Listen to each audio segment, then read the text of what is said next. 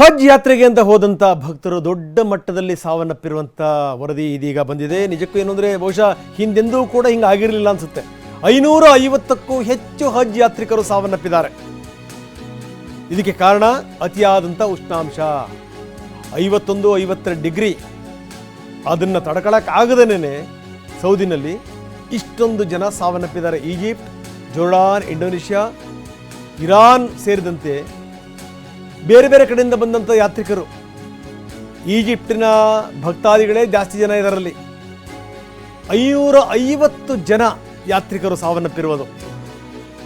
323 ಮಂದಿ ಈಜಿಪ್ಟ್ ಯಾತ್ರಿಕರು. ಈಜಿಪ್ಟಿಂದ ಬಂದಿರುವಂಥವರೇ ಅಷ್ಟು ಜನ. ಇನ್ನು 60 ಜನ ಜೋರ್ಡಾನ್ನವರು. ಮೆಕ್ಕಾದ ಗ್ರ್ಯಾಂಡ್ ಮಸೀದಿ ಬಳಿ 51.8 ಡಿಗ್ರಿ ಉಷ್ಣಾಂಶ ಇತ್ತಂತೆ. ತಡ್ಕೊಳಕ್ಕಾಗಲಿಲ್ಲ ಅವರಿಗೆ. ತೀವ್ರ ಉಷ್ಣಾಂಶದ ಹೊಡೆತಕ್ಕೆ ಇಷ್ಟೊಂದು ಜನ ಸತ್ತಿದ್ದಾರೆ.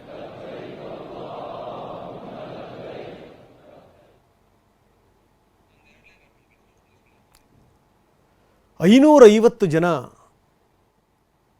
ಗೊತ್ತಿಲ್ಲ ಈ ಹಿಂದೆಲ್ಲ ಈ ರೀತಿ ಘಟನಾವಳಿಗಳಾಗಿತ್ತೋ ಇಲ್ವೋ ಗೊತ್ತಿಲ್ಲ. ನನಗನ್ಸುತ್ತೆ ಬಹುಶಃ ಎಲ್ಲೂ ಕೂಡ ಈ ರೀತಿ ಆಗಿರುವಂಥ ಉದಾಹರಣೆಗಳಿಲ್ಲ ಅಂತ ಅನಿಸುತ್ತೆ. 550ಕ್ಕೂ ಹೆಚ್ಚು ಹಜ್ ಯಾತ್ರಿಕರು ಸಾವನ್ನಪ್ಪಿರುವಂಥದ್ದು ಅತಿಯಾದ ಉಷ್ಣಾಂಶದ ಹೊಡೆತ. ಬೇರೆ ಬೇರೆ ಕಡೆಯಿಂದ ಬಂದಿದ್ದರು.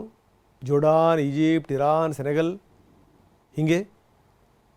ಆದರೆ ಈ ಅತಿಯಾದಂಥ ಹೀಟನ್ನು ತಾಳಲಾರದೆ ಈ ಉಷ್ಣದ ಹೊಡೆತ ಯಾವ ಮಟ್ಟಿಗಿತ್ತು ನೋಡಿ.